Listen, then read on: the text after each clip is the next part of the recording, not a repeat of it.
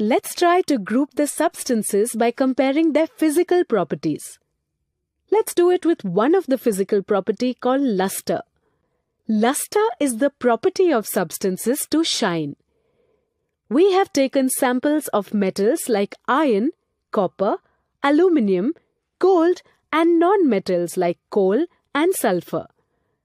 Clean the surface of each sample by rubbing them with sandpaper and note their appearance. We can see that metals got shining surface whereas non-metals are not shining after rubbing with sandpaper. Metals in their pure state have a shining surface. This property is called metallic luster. In this way, we can use this property to differentiate between metals and non-metals. Exception being iodine, which is a non-metal but it is lustrous.